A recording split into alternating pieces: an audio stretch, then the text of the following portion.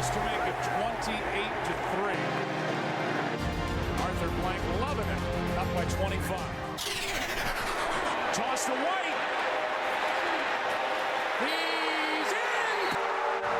What a comeback.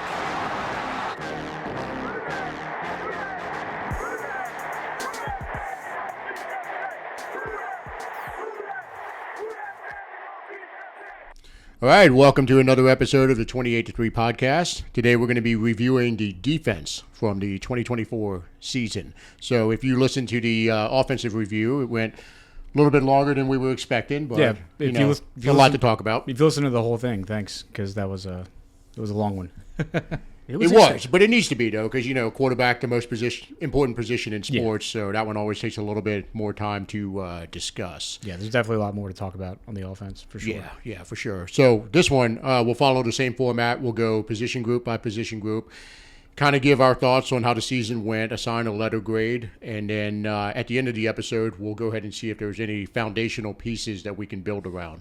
On the offensive episode, spoiler alert, we did say that Fuaga was the consensus only building block currently on the offense, which is kind of depressing. But I don't see how you could look at it any other way. Yeah, so it'll be interesting to see if we can get more than one for the defense. But without further ado, we'll go ahead and dive into the defensive line. I think for our purposes, we can go ahead and you want to lump in defensive tackle, defensive end together?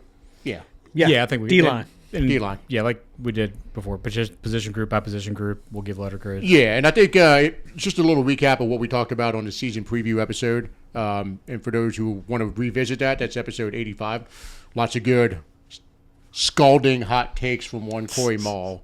But did I have as many scalding on the defense? Dude, I'm still recovering from the burns. I'm sitting next to you.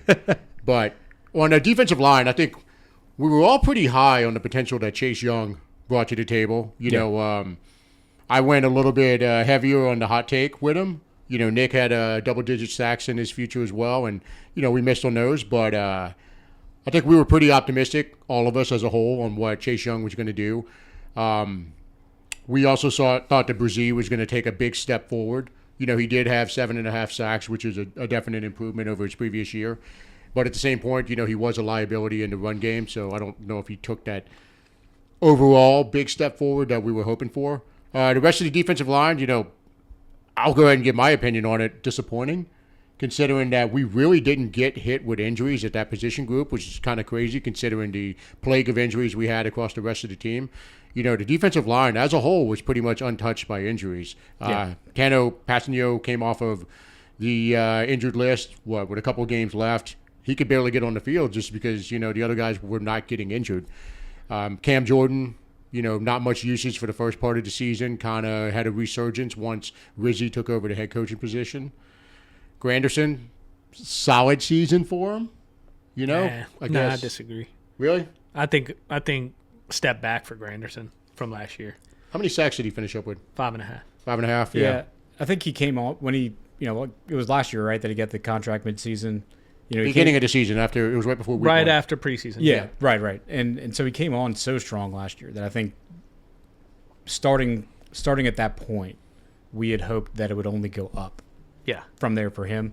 And it just even the same level of play this year would have been, I think to me was, even though not bad. I'm expecting definitely in the not bad category, but 7.5 to 9.5 sacks out of him. Yeah, it wasn't what we wanted for him. Yeah, I don't expect him to be a star, but I think it was a step back. He had a couple nice games, but he kind of ghosted us for big stretches this season. And to what Max was saying, just recap: Brazil 17 games, Chase Young 17 games, Granderson 17 games, Cam Jordan 17 games, Kalen Saunders 13 games, Peyton Turner 16 games, Nathan Shepard 16 games. They were healthy. Shout out to Peyton Turner. Yeah, look at that. I mean, he didn't do anything, but God bless. He played a lot of games. Yeah, he did. And look, he showed flashes again, but what do you do with that? He's 2 sacks, I'm going to guess he's gone this offseason. I think he's got to be. You can't bring him back. Unless he just gets no interest and we keep him for $3 million. Not picking up his option was the right move. I'm giving him the minimum or offering him the minimum. That's what I mean by 3. What's the minimum right now? 1.15 should be for him. For him, okay. Yeah. That's what he is, or maybe slightly above just because of the position. rotational player at best is what he deserves. Then Let's talk about Foskey because Corey didn't want him to make the team. He was up. You were upset about him making the team. I just didn't see a purpose. And 17 games for him too, by the way. I will say this. But what did he do? Do you remember who you wanted? At all? Do you remember who you wanted to take his spot on the roster? Wait. Here's a spoiler. He didn't even make it to like week 2 on the practice squad. I don't remember. Nico Lalos. Yeah. But we were all kind of pumped about him making the practice squad, but we didn't want him on the roster. Max and I didn't want him on the roster. You did. You weren't wrong about Foskey. I don't think we. I mean, you were right about Foskey. Yeah. But I remember saying we has to give him a second year. You have to. Yeah. The prestige of the position, you can't write him off after one season. You just can't. Will you write him off now?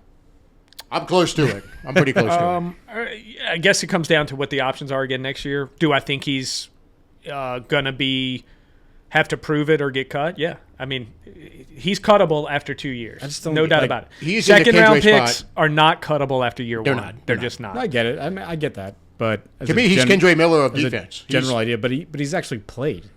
Like, he's had the chance to be on the field and hasn't done anything. He plays special teams. He doesn't really play. But I mean, we He didn't draft contributed him. a little bit. We didn't of draft it. him No, agree. a second Agree. round guy to be a special teamer in his second year. You know, like he has not contributed at the position we drafted him. No, to be. agree And 1,000%. especially not at Yeah. a second round pick. He's firmly on the bubble. Yeah, he and Kendra, to me, My, I would not blink if they both got cut. my stance on that is not changing one bit. There's no reason to have him on this roster, and I think Nico Lalos, if given the chance, Well, he's gone, bro. He's if long we gone. got to bring him back, give him the chance. We'll never know I because think he's agree. in pharmaceutical I think he's- sales or something now. I think he's probably done.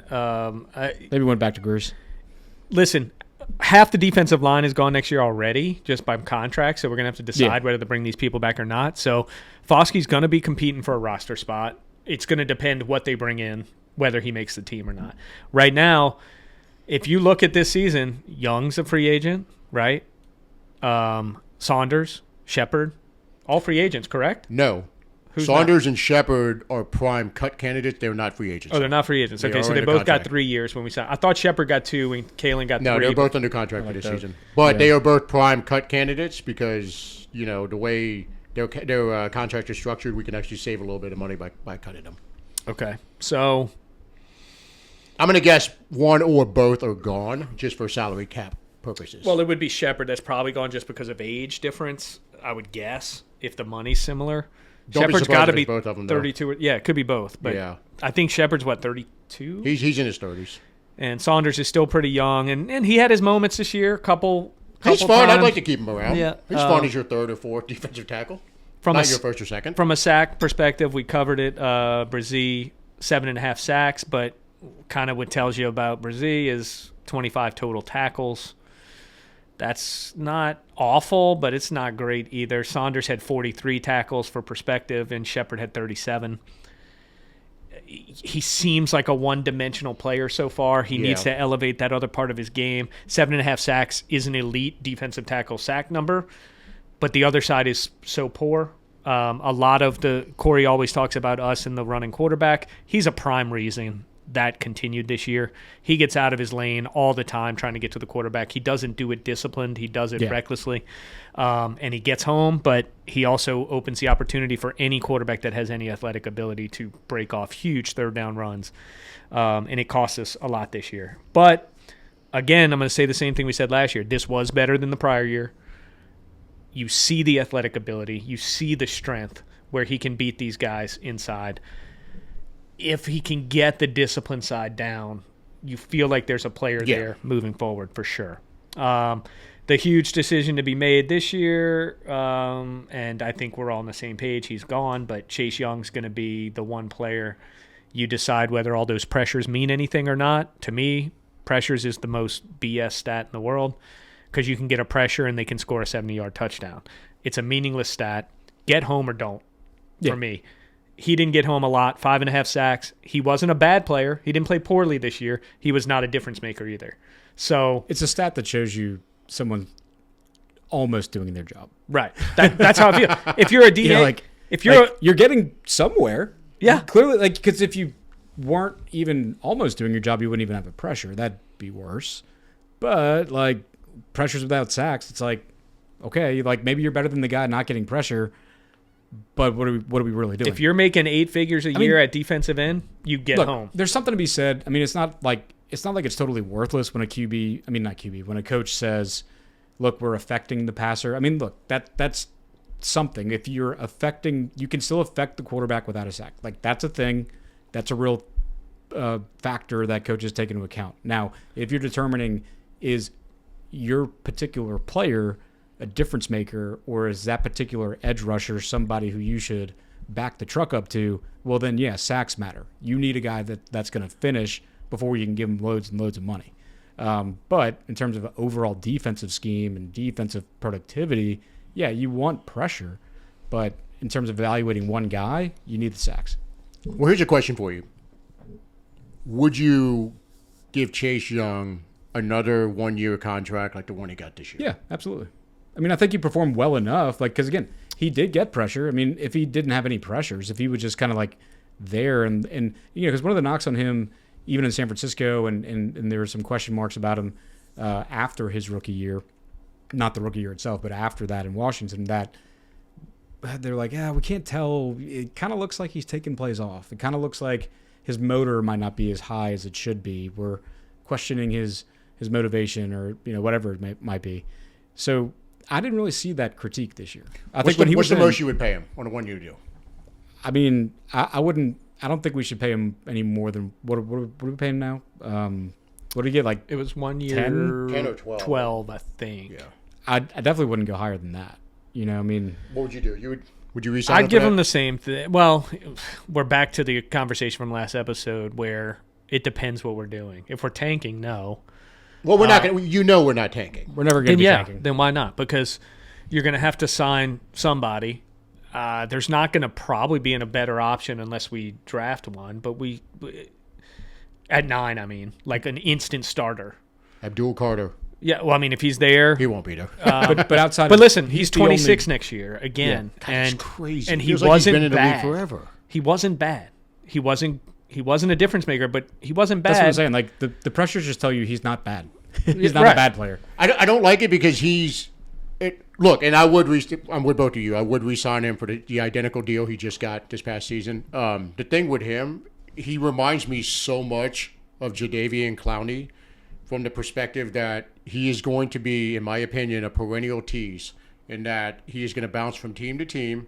He's always going to get a 1-year, $10 to $12 million contract because some defensive coordinator and some head coach is going to say, you know what, I can unlock all that potential that's there. You know who that guy should be? He should be Myles Garrett because he was the second pick in the draft. He's one of the most physically imposing people. You and I harped about it, how we saw him at the Pels game. Yeah. Sitting floor level, and he's fucking massive. Looks like King Kong in pads. The reality is, he was the second pick in the draft. He was supposed to be Myles Garrett. That is what he was supposed to be coming out.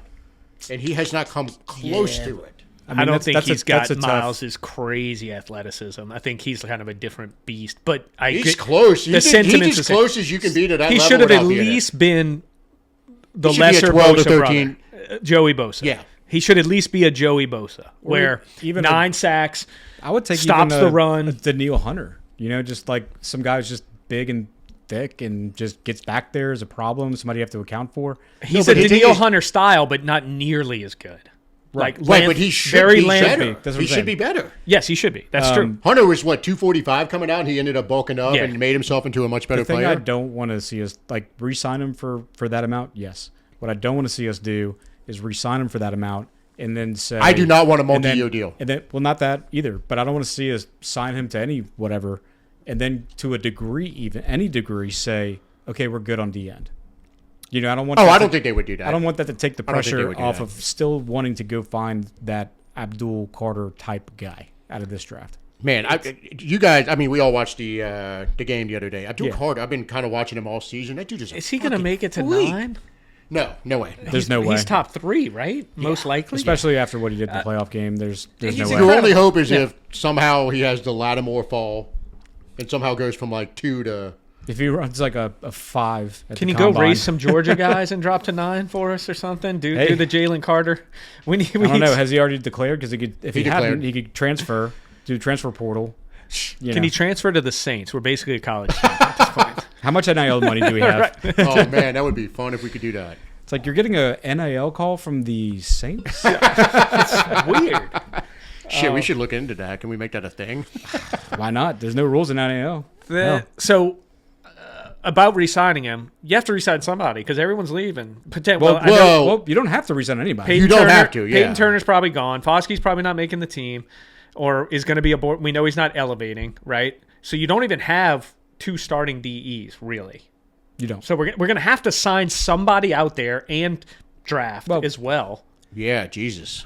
We don't have to address the position is what I mean. like, and that's the thing. We still have should be's. It's Well, like hold we on. talked about with Olave. There should be players like Well, hold on. Under contract right now. Cam is under contract. yeah. Granderson is under contract. So as of right now, worst case scenario, those are your starters going into 2025. As of right now. Need more. No, obviously. Yeah. Peyton Turner, not under contract. Foskey is under contract. So I think Foskey, he's going to get a crack in training camp. They're not going to just cut him. They're going to say, I mean, it's a defensive end. It's No, I'm such a, probably cutting him after. Oh, he's training going to camp's have. fine. Yeah, he has to win. he's this making spot. it to training camp. Yes. He is without question going to be there. Not serving a purpose on a roster. We all agree. But yeah. But other than that, I don't think there's another defensive end that is currently under contract. Jesus, that's crazy. I mean, unless they're like way down the depth chart that we don't know about, but I can't think of any. I mean, the bottom line is Passanio might be under contract. yeah. Is he? But he's like 31, 32 at Yeah. this point. So We need. It's like you say with the running back position. We need juice at the edge. We need. we do. But the fucking thing juice. is, here's the big question though. Does our profile of what we look for in defensive ends, does that change now since DA's out of the building? And obviously this is going to be predicated on whoever the next coach is. I think- but keep in mind, with Dennis Allen, and honestly, the Saints' MO ever since Peyton's been here. So let's say since Katrina, the MO for defensive end has been the Cam Jordan type, the 280-pound, 285-pound guy who is a great run stuffer, can rush the pass a little bit, but is not an explosive, twitchy guy off the edge. That has never been. That has not been our MO in the past 20 years. And that's the problem. And what scares And it is a problem. What scares me is that Or are they going to change? that's what scares me. I don't think It wasn't a problem because we were secondary focused and we were a top defense for years with him. Well, there were the bad years where we were the worst defense in NFL history with that profile. Our problem is always With the same profile, even with, yes. But even with DA, the only reason if we got pressure, it was from blitzing. We never really with DA. I don't recall a time where it was just like, look at this, we can just rush a team, we can generate pressure with just a 4-man front. I don't really recall that. The Cam and Junior Gillette years. What was that? Okay, so that was two double-digit sack guys. Cam had the 15 and a half sack year without 15 him. It was Right? 12 or 13, right? So you're talking about like What? 10 years ago. Junior Gillette. Yeah, 10 plus. I mean, so that's right. So That's for the second DE. But Cam had a 15 and a half sack year well after that. But Cam's also a Hall of Fame player. Right. But I'm saying we ran, to Corey's credit, we were mostly blitz with Cam, right? Then Cam getting his double digits. He had, 6 in a row, 5 in a row, something like that. But we played coverage. That was our game. That was the DA game. Is Aaron Glenn's that much different? I don't know. What do you think? From a scheme standpoint, I mean. You're talking about he was the DC when they drafted Hutchinson, right? Yes. So, But Hutchinson was that's the first a pick in the no-brainer. draft. Right. Should have been the So first pick in that's- the. No offense So to he your could have Georgia, been- your he could have Georgia been guy, any- but Hutchinson should have been the first pick in the draft that year. Yeah, I was kind of skeptical. I mean, not that he wouldn't be a decent player, but I was kind of surprised to Hutchinson see was 2 or 3? 2. 2. And he should have been 1. Walker because the goat, one number from 1. Walker. Yeah, that was a. Oof. You know who reminded, this is off topic? Michael Williams. It's the same shit. He's going to get overdrafted. He's not. Yeah. He's not good. He's a player that should be a second or third round pick. He's going to get picked in the first because of his measurables, and he went to Georgia. I've always thought, I've thought Michael was overhyped. I mean, I like Jalen Walker a hell of a lot better. Love Walker. Love Miles, especially for us. He might be there. He'll be there.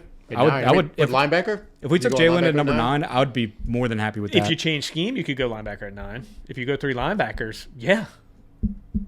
I would love him. But Jalen could even be an edge. I mean, but Yeah, he's, he can. He's the one. But back to the original point. I think the prototypical end we have drafted. I hope it it's more- changes. I hope need it changes, but change. I'm worried that it's more of a Mickey thing. I think it's more of a Mickey thing. than a DA thing. I think it's a Loomis, old school type of, thinks that that's the best route. I don't think it's a mentality. Loomis thing, man. I think it was a Sean Payton thing. Whoever the But original Peyton and Loomis are one and the same in terms of Well, thought no. process. Loomis goes with what the coach wants, and like you've seen, he went and got some fun players for DA. He did because these drafts. I'm like, oh shit, Chris Olave. We all wanted Chris Olave or a wide receiver. He picked some players that are fun. Like, but the thing is, I think he's going to defer to whoever the coach is. Like if Aaron Glenn comes in and says, I hope so. I mean, because that's the only way we get away from this, big Mack truck defensive end idea. Because they're not coming. It was one but thing. think about it. The defensive scheme has been essentially the same for 20 years. Yeah. So now it might finally change. Yeah. So that's a way. I mean, Maybe. I it's a believe it when I see it type of thing. But what about this year? Okay, yeah, let's talk about grades. So, Corey, why don't you go ahead and grade the defensive line as a whole, and then if you want to go individually and just kind of say this person was this or this person stood out to me. Let me see. I'm looking for. I got to go with the D on defensive line because I think that more than ever you saw teams just pushing us back like crazy. To have the Tampa Bay Bucks with a rookie running back and a guy who ended up basically getting benched to run for over 200 yards against us. When the guy who was the only one available. Oh, that guy wasn't a rookie. He the- was on the team for like 3 years, and he just finally had No, one big game. but it was Irving plus. No, was Irving hurt that game? Whatever it was. No, it was the other guy was the one who went ape shit No, in I the know. fourth quarter. I can't even remember his name, but I do remember Irving played. He started The other guy thing, went- and then the game was out of hand. And Yeah. they the other just- guy the went other- ape shit because right. I remember that guy because he was one of the only guys available for scraps in our free agent pool in our fantasy league. And I'm thinking like Sean Tucker. And I Sean had Tucker. him on my bench thinking like I'll just take him just in case, and I long jettisoned him, and then he goes off, and I'm like motherfucker, that guy went. So like we allowed way too many rushing yards. I don't know. I don't have the stats pulled up right. Or What wait. was your grade? D. So we were 4.9 yards per carry. I mean yards per attempt, second to last to the Panthers. I mean it just. It's a resounding F. Yeah. Thank you. That's exactly where I was going with it. I was going to say it's a total F because they were healthy. That whole fucking unit was healthy the entire season, and they got bent over and railroaded the entire season.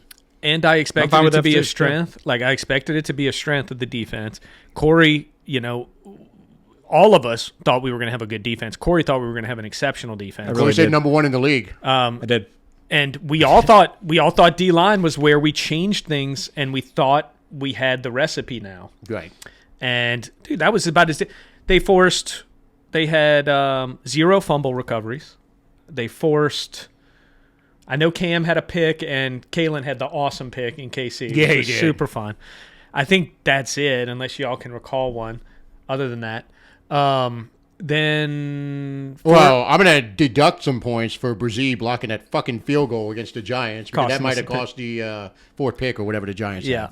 And then I think we forced 3 or 4 fumbles. There was no turnovers. There was no sacks. Whoa, we were middle of the league. What were we in sacks? We were middle. We had 30 something, I'd say. 39. 39. So we were above. We were tied with Buffalo and KC in sacks. Bottom half, I would say. Maybe middle, but bottom half. Something Yeah, like they that. don't have the exact ranking on here, but we're middle. Against hard the F. run game, we had games where we got completely destroyed. Passing game, there were games we got completely destroyed. They weren't consistent. It was a poor performance for me because I feel like we sort of invested in it by bringing in Young. You expected Granderson to kind of stay the same. I think he went backwards a little bit. Brzee elevated slightly, but again, the big mistakes in the leaving his lane and then in the run game. And, Shepard and Saunders, I mean, you didn't get a ton. It was a pretty poor performance by the D-line. Well, I mean, we're a bottom 3 defense in the league. Yeah. So, Yeah, I mean the only thing keeping it from an F is that I think that pressure. We had hurries. We were looking at, we're third in the league in hurries, and the pressure rate was So they middle almost league, did their sacks, job. middle league. It's an almost stat for individual player. I think it's good if your defense overall is getting pressure, But 4.9 a carry has to be terrible. But that's awful. I mean, look, D's a terrible grade. Look, I'm gonna say this. It's a firm F for me, given that the last 2 off seasons, the investments that were made in that position. If you guys remember, after the or going into the 2023 season, that's when we let Onyemata walk. Yeah.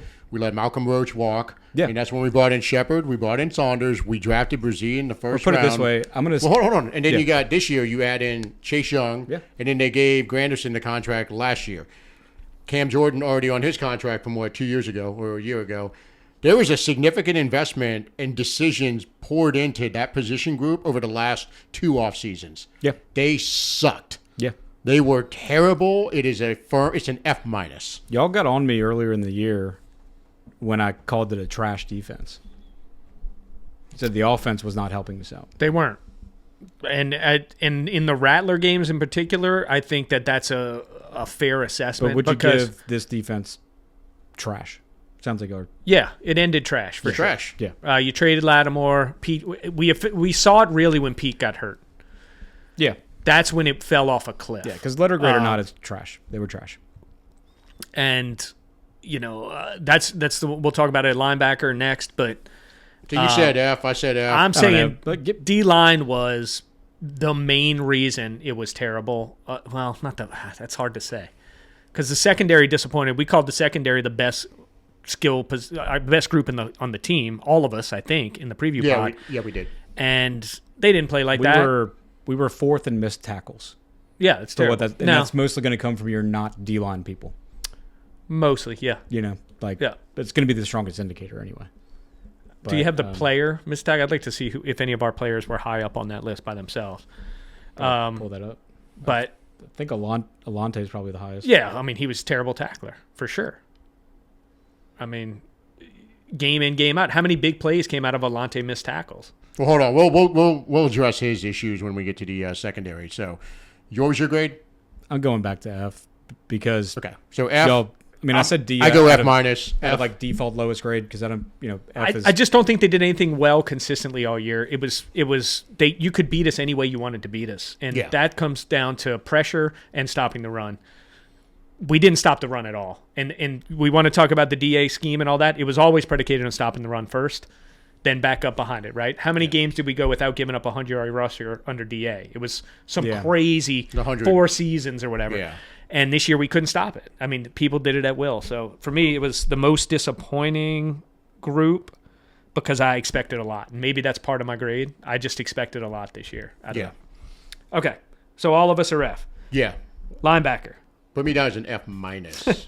I'm not going that far, but it was go. not good. Okay. So linebacker. Linebacker, we were all very optimistic about this group going into the season. I think the exact quote we were talking about how from like 2021 to 2022 to 23 to 24, the elevation of the group's talent level as a whole was just substantial. DeMario still in his prime, you have to say, getting all pro votes this year. Pete Werner definitely had a bounce back year this year relative to 2023. And then we were all super hyped about Willie Gay. Yeah, I was. Yeah. So I'll admit it. I guess we should address the elephant in the room, talking about Zach Bond leaving. I know you weren't too high on Bond. I mean, not for what... You didn't think he could replace Caden Ellis, which was a funny thing. Well, we weren't putting him in a position to replace... I mean, with Bond, the whole thing is that as long as you had DeMario and Pete there... He was never going to There was not a place for him in that scheme. And so I'm not as going crazy about Bond just because...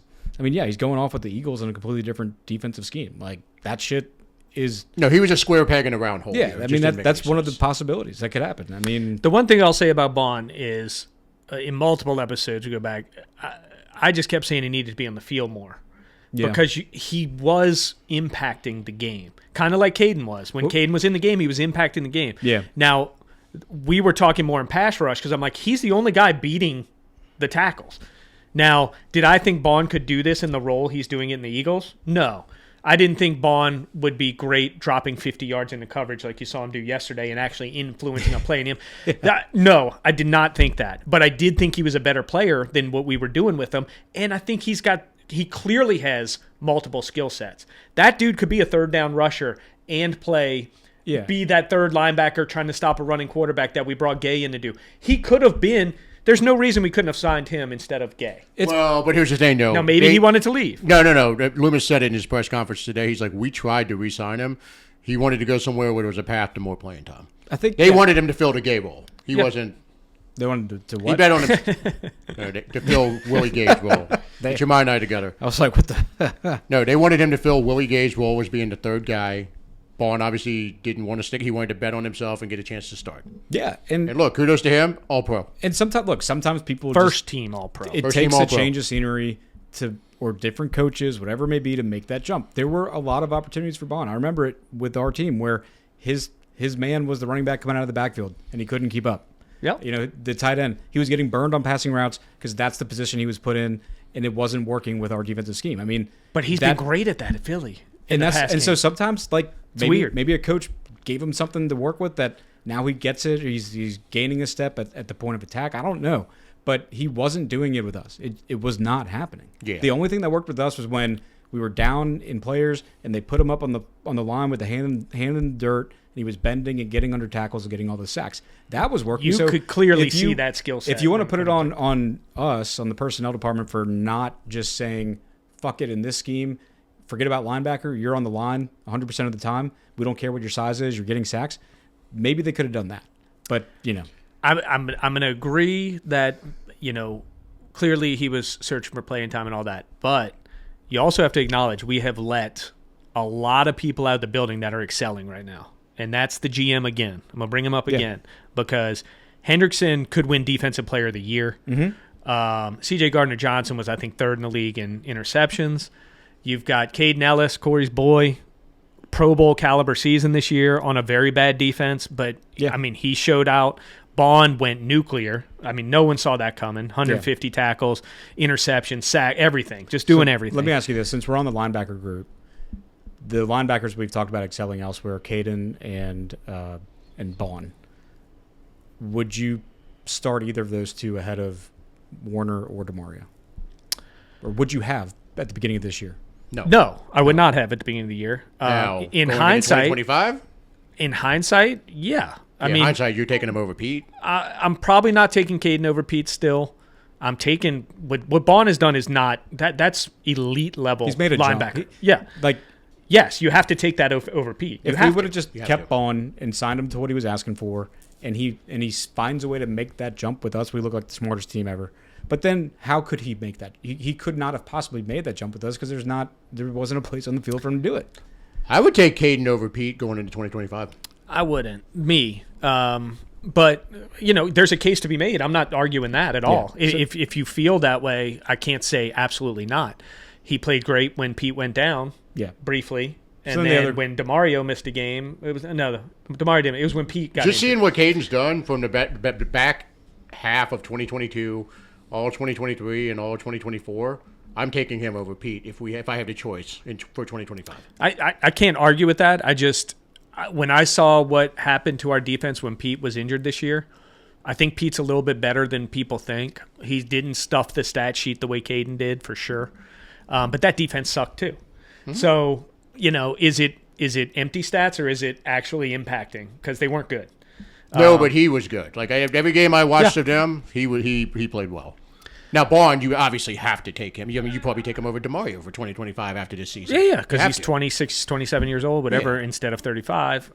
There's no way you can say in hindsight that Bond isn't a better player than Pete right now. That you can't put that season together by luck. It's too good. To go first team All-Pro is just too good. And some teams, some guys, it takes a team basically saying, we're okay without you, to have that little fire lit on your ass to go. DeMario. Yeah, DeMario came from the Jets. What do you think Jets fans thought about him? Still think about it. No, DeMario went from the Jets to the Browns, back to the Jets, right. Then to us. Yeah, right. Yeah, so sometimes that's two teams that basically just the nature of the league. I think the Hendrickson one is more egregious because you're talking about a guy who produced for you, showed you he had potential. It's way more egregious.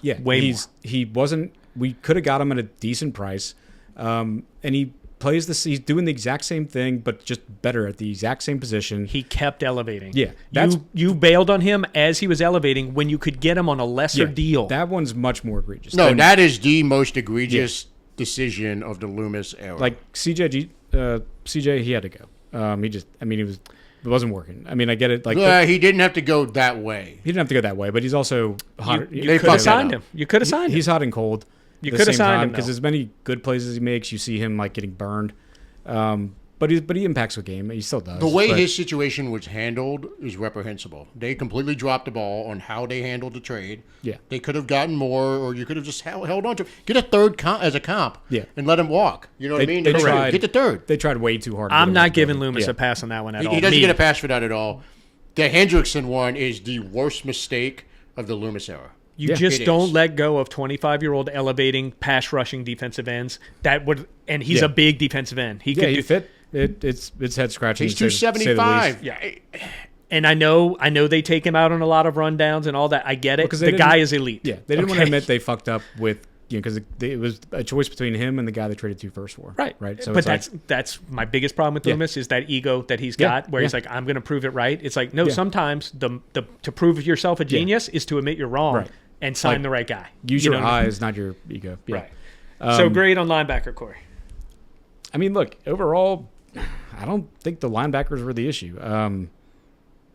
They had tackles. They broke up passes. I mean, DeMario finally got an interception. I'm gonna go B.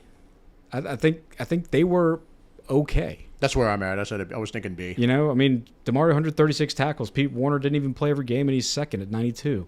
Yeah. You know, just I don't think they were. I think I think some people are bagging on DeMario too much. We got to remember he injured. It was his hamstring. Is that what it was? And he missed a game, and he came right back, and you could tell he wasn't 100% DeMario. But as that got better through the year, he started to play better. Career high in tackles, I believe. Corey can fact check that. He had 2 sacks. He had 7 passes defensed, an interception. But he played well. He did not play at an all-pro level this year. He played very, very well. He easily could have been in the Pro Bowl, in my opinion. Still. 2 sacks, 5 tackles for loss. I mean, 7 pass defense. Yeah. He played well. Yeah. He just didn't play at the all-pro DeMario level this year, and he had the nagging injury middle of the season. Pete, I think, proved all you need to know. When he went out, we fell apart completely. He came back. We were instantly better on defense until more injuries compiled with the Debo and trading Lattimore, and we lost a couple things in the back that kind of exposed us a little bit further. But it's Yeah. a B for me. I've seen some criticism on Pete floating around out there, but that's really only when people were comparing the way Warner played this year to the way Zach Bond played with the Eagles. You know, and it's like that is not a 1-for-1 comparison. Like on its face in a vacuum, Pete Warner did not have a bad year. I mean, he had 92 tackles, and he missed 4 games and did 92 tackles. Did he do He's going to anything- have 130 tackles. Did he do anything crazy? No. Did he get back there? Did he have any sacks? No, I don't think. No sacks. But they rushed DeMario if they're going to rush him. No sacks, no interceptions. Like, so no, he didn't do anything crazy, but all he did was play 13 games and get 92 tackles in 13 games. Right. Yeah, I'm going to go ahead and say the linebackers were the best position group on the team this year. I think that's for sure. Like, I don't even think it's close to You're me. saying B also? I'm saying B. Okay, we're all B. Yeah. I don't think it's in question. You know, they did their job. Injuries hurt Pete's case a little bit, but at the same point, he produced when he was healthy. So Yeah, I mean, was there a player here? I mean, yeah, there's a couple. no, he was fine. There were a couple plays where like you saw a missed tackle or DeMario gets juked or Warner gets like that happens. Like they're the guys that get put in that position a lot. You know, so like, And let me tell you what makes a linebacker look better, and Corey will back this up. An incredible defensive line. Yeah. What does Philly have? yeah, An incredible defensive they can line. roam free. Yeah. Everything's compressed, You're right? The untouched. ball's coming out sooner. You don't have to guard as long if you're in the pass game. Yeah. You're getting opportunities to fill that hole because they're doing their job perfectly. That is the best defensive line in the league. I think everyone would Yeah, probably but then agree on that. also look at their secondary. Secondary's loaded. Yeah, So linebackers' Darius job's Slay, much easier on Dejan that playing in team. the slot, Mitchell playing on the 2 rookies, killing it. CJ back there, they're loaded. They're loaded, and so you get a good player and you put him with a bunch of great players, and they become a great player. Yeah, you and know. usually the Dennis Allen primarily two linebacker set had been good for us, but I think this year was one of those years where you really would have benefited with more of a full-time 3 linebacker set. That was because never happening on It this wasn't team, going to happen, but it's just because your D line was so bad and you didn't have the help you needed behind you. put more good players on the field. As soon as Adebo got hurt and Lattimore had the hamstring and inevitably gets traded, the back was then bad and not very good because Alante moved outside.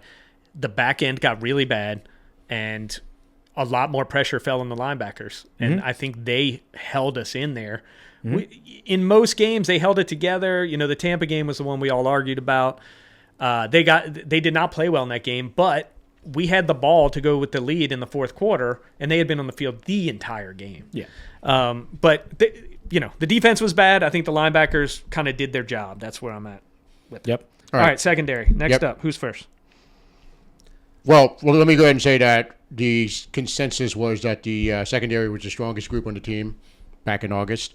We did depth at cornerback was a main factor that we cited. We did say, we all pretty much agreed on this, that the other safety spot aside from the Honey Badger was going to be the question mark. You brought it up talking about how we tried to sign Simmons from Denver. He ended up going to Atlanta, and that was a clear indication that the Saints felt the same way that we did, that position wasn't solidified. Yeah. So I think, safety kind of played out the way we thought it would.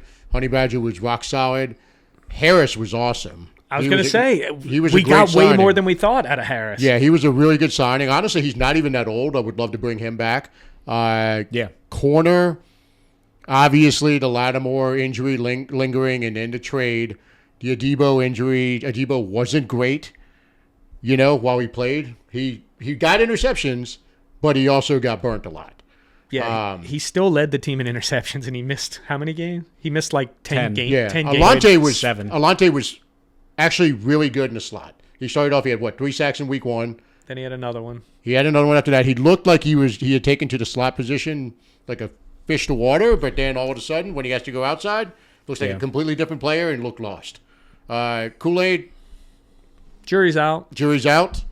He didn't get absolutely smoked, but he got beat a few times. But he played pretty well against, It wasn't great, but it wasn't nothing to be alarmed about. Yeah, I mean, six pass defense, 42 total tackles, 2 tackles for loss. I mean, I think there were some games where he got kind of called to the mat, and then as the season went on, you kind of saw him, I think, play more within himself.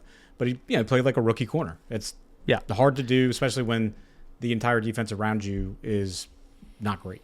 Well, actually, let's cut right to the chase. Paulson Adebo. I'm signing him. I know. I wasn't even going to ask you. I knew you were there. Wait, hold on. 1-year deal? Yeah. Okay. Yeah, I would definitely do 1-year deal. The question with him is going to be the but given the injury, you can't do a multi-year deal right after a femur break. And I don't think anyone's going to throw that at him. Maybe someone would throw him 2 to attract him, but I doubt it. He has no problem staying in phase with the receivers, even the good ones. His issue is polishing up the coverage. Too many PIs. It just he's panicking when the ball's getting there, and that was a big issue early in the season. I'm gonna say I feel like he just got more called on him this year. I think it's the same player. Like he did the same things last year, just not as many were called. If you get called for them all, you're going to look like an idiot. Right. But let's remember, Lattimore had given up 9 catches in his 6 or 7 games. And Adebo was facing 15 targets a game. You're going to get some degree of stats with 15 targets, QBs even if you're great. They weren't even throwing it to Marshall. No, exactly. It was so crazy. But he's been our best turnover guy the last 2 years. Yeah. He led the team, I think, in passes defensed again this year. I think he did last year as well. Alante. What was it? Put it this way: Alante had 16 in 17 games. Adebo had 10 in 7 games. Yeah. So, he did. There's no question the penalties were a huge problem. You can't discount that at all. But like Corey said, he was in position. Our style with Dennis Allen is to be handsy and hope you don't get called for all of them. Yeah. It felt like he got called for all of them. Even a couple borderline ones. There were a couple PIs that you were like, come on. The one that lost us the Falcons game. Yeah. That was That was a very, very ticky-tack PI call. Yeah. And it's one of those snowballing effects. Like the refs watch film too, right? Right. They know who they're watching coming in. And so if they see that this guy's handsy and they're a crew that throws more flags, then you're going to get called. Yeah. They're going to be looking for it. They're ready to throw it. It's going to happen. Watch Detroit play. Yeah. Aaron Glenn's teaching them the same things. Yeah. They're holding every play, So- and it's how many can we get away with. Like, Yeah. let's not allow the big play. Let's give up the 5-yard holdings. No problem. Right. Let's hope they don't call all of them. You want, if there's a problem with your cornerback, I mean, now, like, you'd rather a guy have too many penalties to a degree than the guy constantly get burned. Yes. Right? So, like, I mean, so you don't want Brandon Browner bad of penalties, but he was like both. He would get burned and have penalties, right? Adiba's not getting PIs because he's getting beat. Alante was just- getting both second half Yeah. of the season. Yeah. Moved him outside. I It was both. Because Adiba is one of those things where it's like, dude, you're with the receiver. Either all you got to do is either just turn your head around a little bit or just not start flailing when you see the guy. You know, like they're trained to look at the receiver's eyes, and when the eyes get wide, the ball's coming, go up and defend it. He would do that up until the very last moment, and he would just freak out. Yeah. And Which that's- is weird because he's our best INT corner. Yeah. So it's weird that he panics well, he didn't sometimes do it, with the ball. and that's the thing. He didn't do it every time. No. But it's like when he did, is when the You're PIs 100% right. you know. He did it, but he also was composed and picked balls off, like Right. the best on our team. So it's strange. Yeah. It's It's a hard position. You ask any cornerback, they will say It's got to be the hardest position to play in the NFL. Absolutely. aside from quarterback. And I forget if it was like Dion or maybe like Darrell Reeves, like one of those interviews where it's like, what position has the best athletes on the field? They're like cornerback. Corner, easy. Because we run backwards. Yeah. You know, it's like- not close. I don't. As So- far as It's not close because athleticism. you have world class athletes running full speed at you. Yeah. They know where to go. Exactly. And it That's pro- what it and is. proves They know where itself they're 'cause going. You don't. Because we can see how athletic a guy like Alante Taylor is as a pure athlete. Straight line speed, he's got it. Tackling, he can tackle. But then you put him at He that didn't one this year, position. but he can. You know, yeah. At what point did they just say, "Fuck it, you're playing safety"? They have to. I mean, Like when do we? I don't know. This is the year because he's going to see what interest he gets. Free agent, right? No, he's not a free agent yet. Oh, what is he? He got one more year. This was year 3. Yeah. Oh, okay. I for some reason I thought he was. No, in my we have another year But the under thing is, contract like, to him. You so- can tell how much of an athlete Alante is with the size, the speed, and he can't play the position. He cannot play outside corner. See, he doesn't. He's not shifty. He doesn't have the agility. I don't think he's not as You gotta be able to Tight hips. Shift your hips. hips. No, I mean that's it. They say that, but he doesn't have the hips. I think for corner. Right.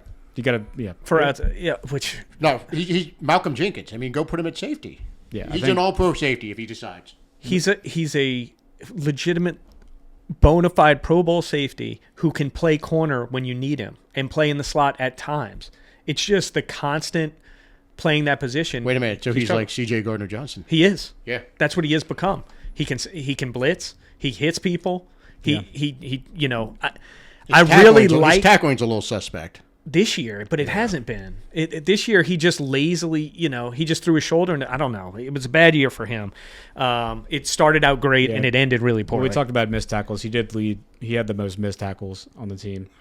He With was bad. 20. But and there were some big plays off of those missed tackles. The Godwin play, especially. Oh, yeah. That, you want to talk about that game getting out of hand on defense? All he had to do is tackle Godwin there and save a 60-yard touchdown. Willie Gay screwed that up too. Yeah, they both did. A lot of but I mean, Alante had 20 missed tackles. Honey Badger had 15. I mean, there's something to be said that Where you did can't- we rank You can't Hank? miss a tackle if you're not in position to make a tackle, but 20, that's a lot of missed tackles. You're on defense. You need to tackle people. Yeah. What did we rank in pass defense this year? Let me pull that up. It's got to be bottom 10. Pass defense. Yards per game. Where's this team defense? Where's that? Keep going. I'll get. So give me a grade. My grade's F. I was really disappointed. Now, part of it is injury, but the performance was an F performance. I think when you only get 7 games out of Lattimore and Adebo, you can expect things not to be great. But we also thought this was the deepest the deepest group in the whole team. They didn't live up to that at all. The depth didn't pan out. Alante moving outside to fill that gap didn't work. Kool-Aid was solid but not great. I don't put any of it on him. Rookie, I think he's the one person I would say kind of performed at what I expected this year. The Adebo injury and Lattimore injury / trade really affected the group, but they weren't good against the pass. They just weren't. There was way too many penalties, way too many missed tackles from Alante, big plays, games where we always talk about situationally since we started this podcast the last couple of years. It seems like the offense perfect example, Eagles game, right? Right out of the game. We're still defensive. We're healthy. We lose the lead, but then we go back and get it.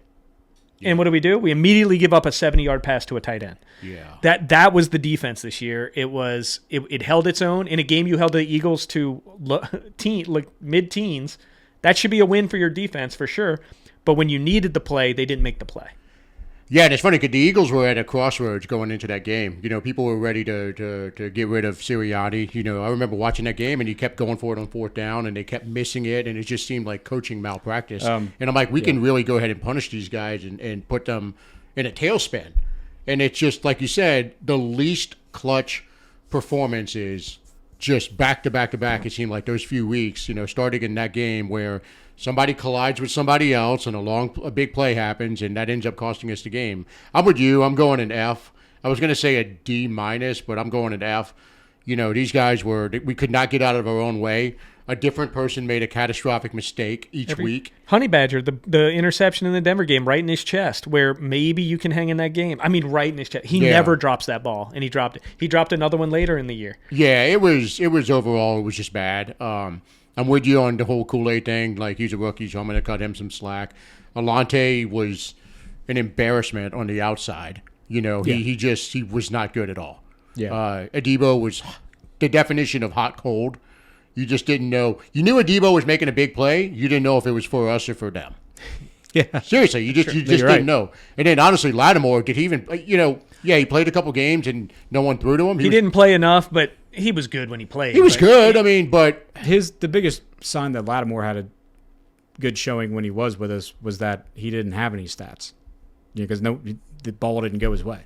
And he was also hurt. Like, he played like half the games he was here for, and he missed the other half. That's fair to say. Injury again for him, and that's 2 years in a row, 3 years in a row, really, where injuries slowed him down.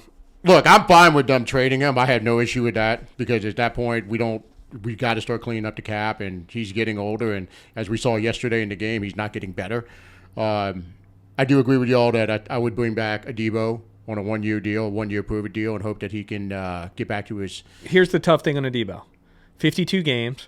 He's got 10 picks, 2 forced fumbles, and 2 fumble recoveries. That's 14 turnovers contributed to in 52 games. That's really good for a corner. I mean, it's not elite, but it's really good for a corner. Good. You got to bring him back. Unless someone wants to go pay him some crazy money, you got to bring him back. Whether it's 1 year, 5 is what I was thinking, but... I don't know if he'll have higher interest than that. I mean, Yadam got more than that and then didn't play or got hurt. So I don't know. Maybe there will be a deal out there that's better than that. But he showed a hell of a lot more than Yadam showed over there the last couple of years. So that deal might be out there. That deal might be out there. I think it's 50-50 with him. I could see somebody throwing him some money. Yeah, I'd like to keep him, but you can't break the bank. It was a broken femur? Yeah. He's probably okay from that. He's probably fine. It's not a ligament, so you're not worried about his, I think I could see someone throwing money at him. And he's pretty young. What is he, 26? He's the same age as... he's going to be 20... July he turns 26, so he's going to be a 26 year. That's prime years. Look up Alante. I'm pretty sure they're the same age, which is funny because Alante came out a year later. Yeah. So Adebo's 25. What'd you find on the pass ranking? So we were 27th in passing yards allowed.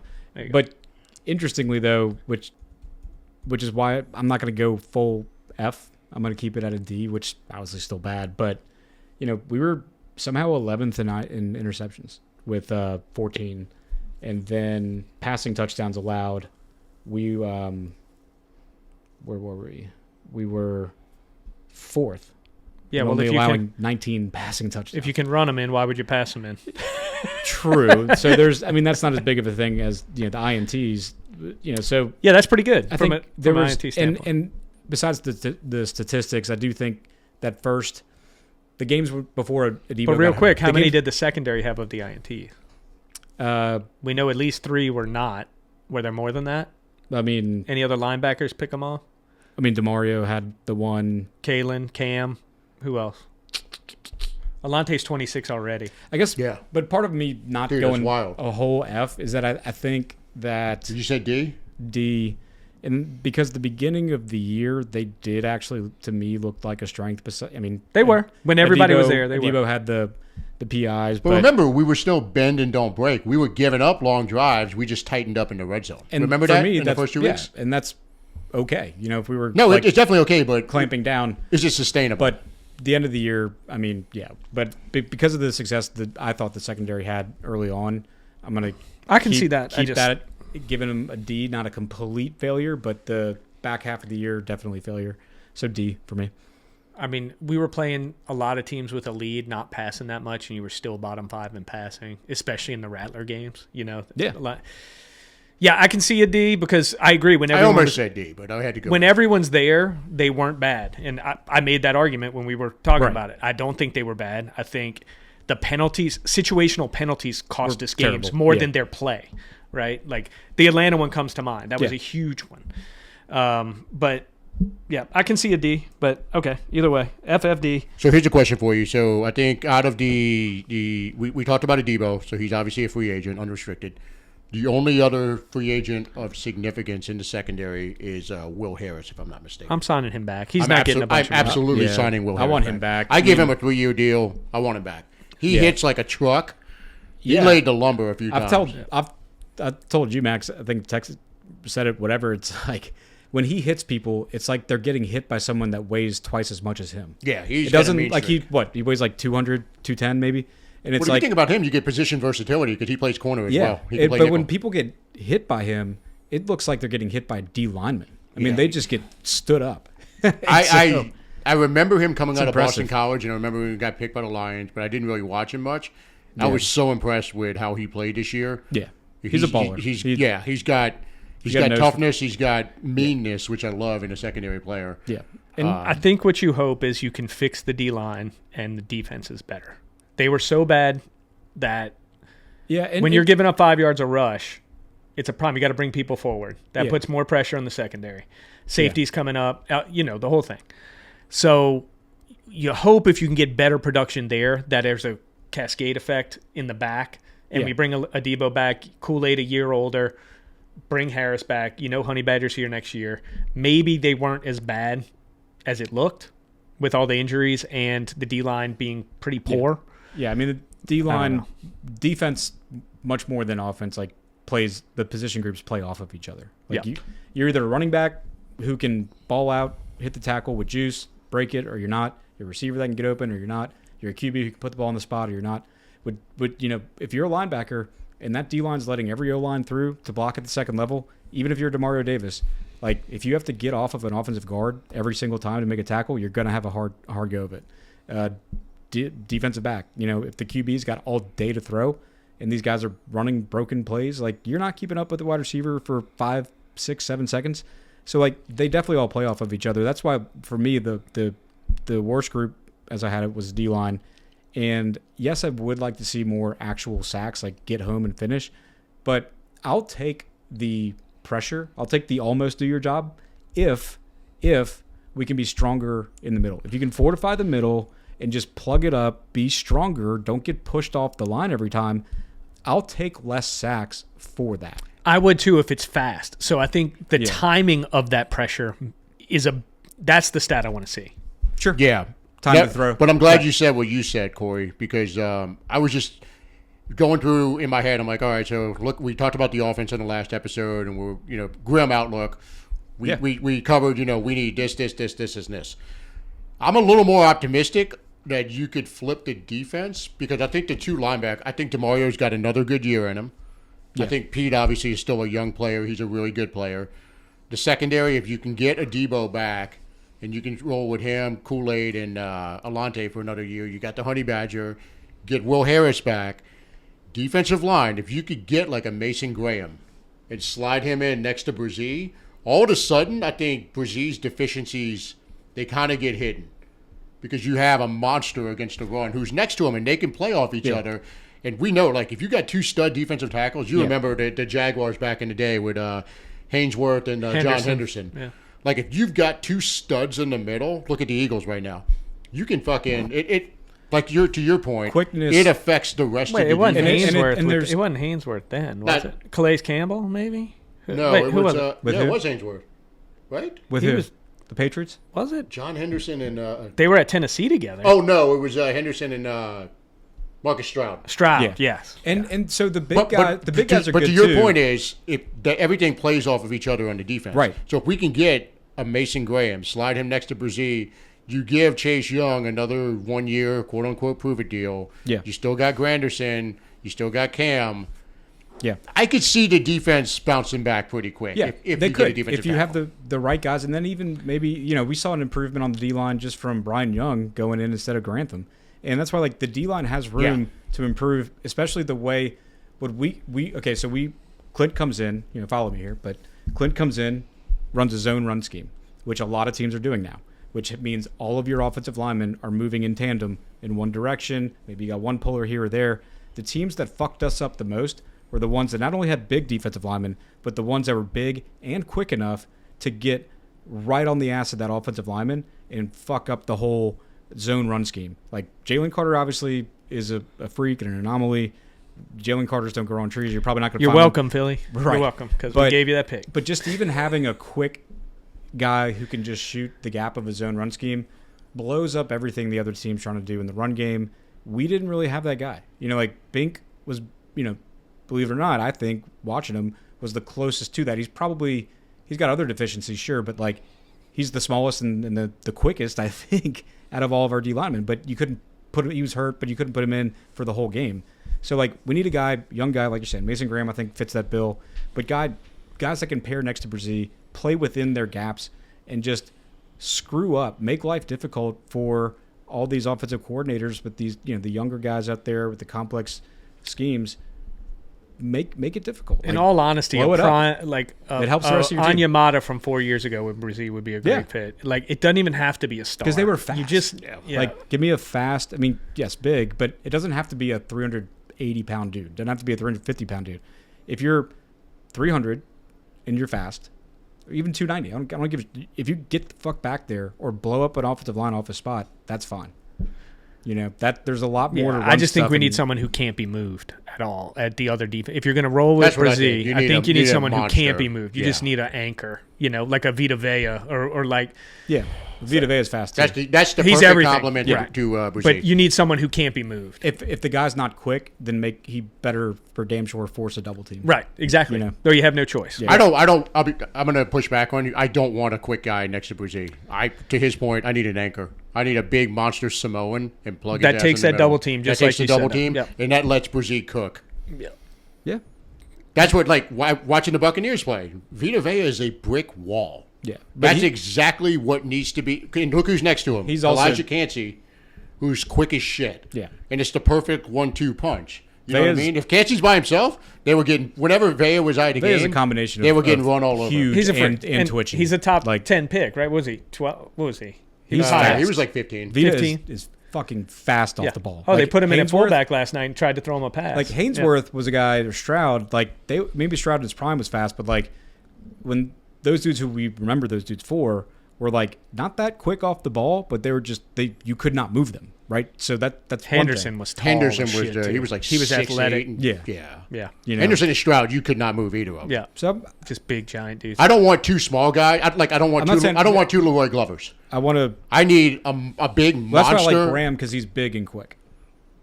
Yeah. He's not just a big load. So think about it. Brzee's 305 pounds. Yeah. Like he's like six. He's a full 6'5". Right. He's So- lean. That's why I think if he I need a low to the ground fucking bowling ball. and maybe it's more coaching with Who's our guy? Who's our guy from the old days that we had? Norman Hand. Yes. Yeah. Big ass Yeah. Norman Hand. Fuck yeah. No, that's what you need. You think about it. Norman Hand and Leroy Glover. What do It's they a do scheme together? problem too, Magic. because you see those dudes a lot more in the 3-4 than a 4-3 or Well, even a I'm hopeful about Christian Boyd because Boyd is that anchor. yeah. And he's, that's the position type that you could see him. I could see him being a factor in 2025. He absolutely needs to step up. Big I mean, time Ridgway's this year. kind of that type of Ridgway's dude huge. too. He's right? huge. We But talked about He's that. he's kind of lean though, like He's not Brzee. fat. He's not a fat boy. No, he's not fat, but he's also not. Like, look at Christian Boyd. He's low to the ground.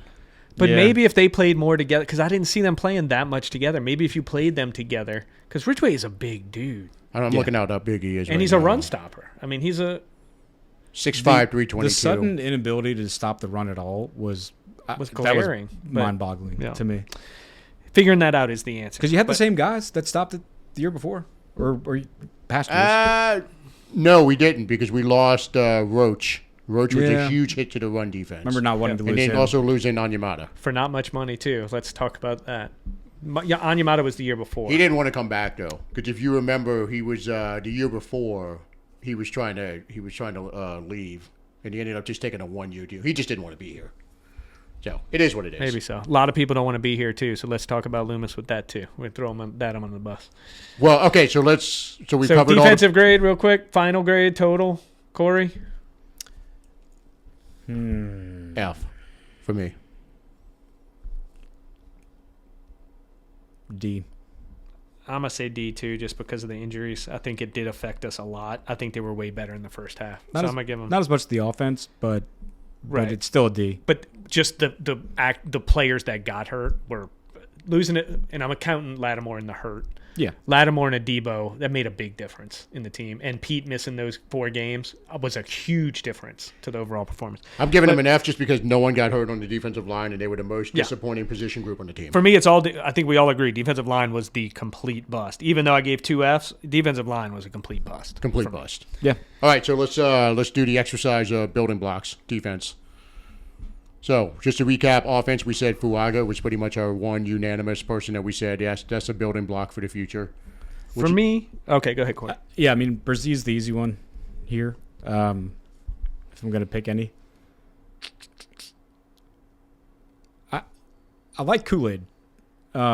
He's a potential one. I don't know if it's full building block yet, but I think he has the potential to be, a Pro Bowl caliber corner, which is huge, especially on a rookie contract. So, yeah, I mean, give me Brzez and Kool-Aid.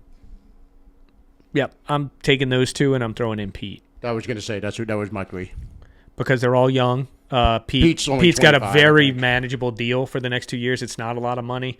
I think you can build around that for the next 2 years. And he's 25, maybe just turned 26, I'm guessing. He's 25. He turns 25. 26 in June. 25-year-old, that's still young. Kool-Aid's obviously only 22, and Brzez's 23. I guess I forget Pete's that young.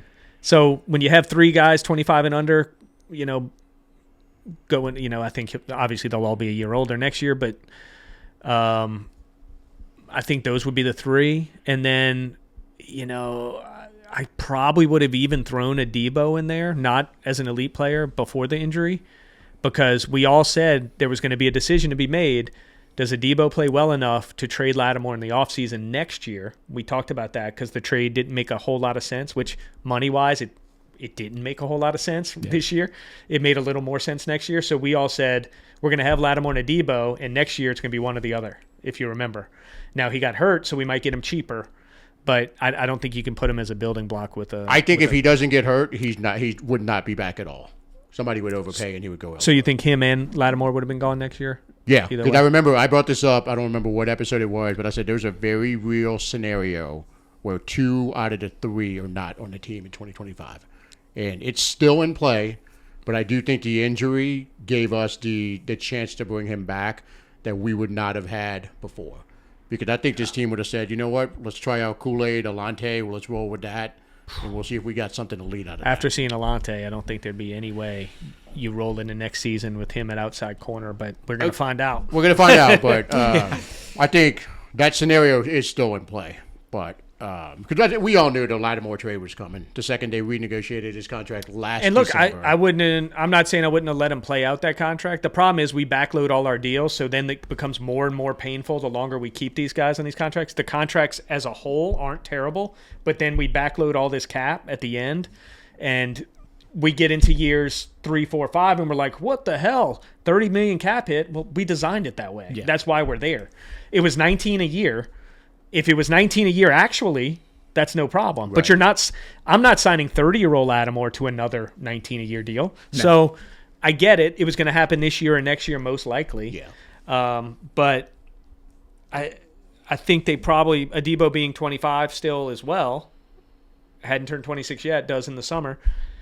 If without the injury, I think I would have put him as a building block, assuming no one goes and throws $18 million at him. But you never know. Yeah. Maybe somebody would have done that if he. Well, no, but this is fun though because we found 3 building blocks collectively on defense where we could only find 1 on offense. So right, Yep. But the reality is this team can go in a multitude of directions at pick number 9. I think it truly is the best player available thing. Whoever the best guy is, take him there and just plug him in. Because They're starting at any position. you have that we so draft. many Yeah. needs. It's just, it's not even, we went offense. Like, you have so many needs at starter. We're not even talking about the depth, which we're terrible at too. Right. Yeah. Any any offensive line we draft is starting. Any receiver could start. Any tight ends definitely starting. I mean, if you draft them high. A quarterback, probably not next year unless we cut Carr. Running back, they're not starting, but you could get a ton of run. Ton. Yeah. Now, we better not do that, but if we did. Better not do what? Running back at 9. We better not do that.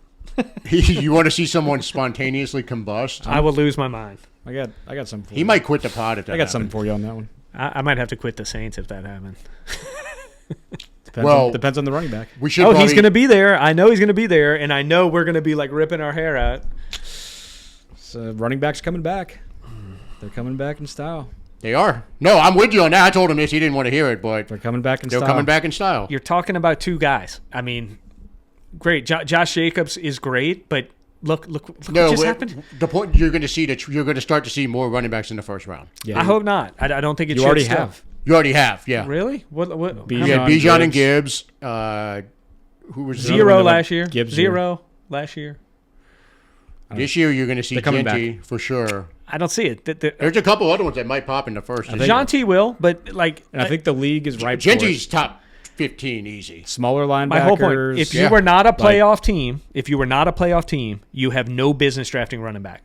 Okay, you have no business drafting running back. Even if you don't have a workhorse. I'm not going It doesn't work. No, time out. Saquon. I'm not going to argue with that, but I am going to say running backs getting drafted in the first is coming back. Yeah. They are still a luxury. If you are a loaded team like a Detroit and you want to throw that pick too soon on a Gibbs, great. Too soon. Do it. Do it. Gibbs is an absolute difference maker, man. Let's put him on a shit team and see. Well, no, Is he a better shit than team Saquon? didn't pick him. A shit team didn't pick him, though. That's what I just said. If you're a Detroit and you want to draft him too early, go for it. They didn't draft him too A early. normal- They drafted him where he A should have normal team picking at that spot, not Detroit, If should not be picking if Gibbs. Genty, gone. I'm not going to argue with that, but if I am Genty going to is the say, best like I player- said, on draft night He's when not he got gonna be. He's picked. not the best player at if 9. he's going to be the best player available, There are 9 players better than John not- T right now. not picking him because of that. I would. I'm going to say what I said the night Gibbs got drafted by the Lions. I said that's a great pick by a smart team. That's a playoff team. It's a great pick. I stand by that. I'm not It's changing better, it. obviously better if you're. It was already a playoff playoff team picking higher than they should have because of the extra picks they had. Yeah. That's a luxury pick. So a team at normal It's an A 12 pick either way. For them, it was an A pick. for them. Absolutely. Yeah. Correct. At 12 for a normal 12 team, it's a mistake. You have way bigger needs. I'm not arguing that. Than running I am back saying if you're where not in he the got playoff. picked and who he got picked by, it is an A plus pick. We all wanted him. I Again, wanted him at 20. What you did we get pick all that? upset because you think I'm attacking the player. I'm not attacking the player at all. I'm attacking. No. I'm strategy. not getting upset. I'm saying their strategy was an A plus strategy. It's the same thing as Olave. Well- I said I like Olave. I cannot believe we just did that for Olave. because we traded up. But that's apples and oranges, though, because we were drafting Olave to be our number 1. You can love a player and not like where they're drafted, right? Well, No, I hear you, but I love where Gibbs was drafted by the Lions. I do agree with you that if the fucking, None of those teams are drafting there this year. If There's the none of Panthers them. picked him there. They're all the losers are drafting this year in the top because all the picks have kind of sorted themselves out from Bryce Young, I think, and yeah. And the Matt Stafford trade, barring right? a draft day trade or something else, then it's You gonna know who be- should pick GNT is the Commanders. If they had an explosive, they need a lot of defense though. Still, they do, but imagine adding that to the Jaden Daniels mix. They could. Yeah, Jesus. that'd be pretty badass. Because Anyway, Eckler's on fumes, but but they we made should the talk- playoffs. So we should talk special teams. oh yeah. So Hayball got an All-Pro vote. Yeah, look, Hayball. So I guess wasn't that's a good. Bad. That's a Groupie. What was his final percentage? it was good again. There was no catastrophic kicks this year just because we weren't good, but Yeah, like. he missed another short one. But I mean, he's But our kick coverage was suspect out of the blue. Like oddly enough, when Rizzy took over, Yeah. we had a lot of special teams problems. We did get a lot of weird Missed missed field goals. which won us a couple games. But yeah, they got worse when he became head coach, which was really weird. Between like a C+ and a B-, I think overall. It's just Because like the mistakes were bad mistakes when we like the Shaheed thing and that was bad. But then he also there were brought some us back in the missed kicks. Tampa game with the return touchdown. we had a return Let me touchdown. know We had for a a C. we had It's a a block. C. It's a C. You know, Groupie just- was solid. He wasn't, but I'm gonna go C+. okay. JT Gray was an All-Pro. Yeah, you got All-Pro. You got the Hayball had Cover a lot of kicks, get a Punted lot of well. tackles. What did you Weird, get? huh? What'd you go with? C+. That's fine. Coach. we Did not complete. F. No, F. I mean, Rizzy was an F too for me, but I know he punched a little energy into the building, but dude, it was not a well coached team at the end. He looked a lot the same. to He me, was a C just for the energy he brought. I give him a C. briefly. Yeah, but whatever. I don't think Rizzy was an F. He wasn't an F. He DA was was a an C. F. DA doesn't even qualify as an F. I don't know what we're give him a Z. DA was kicked out of school.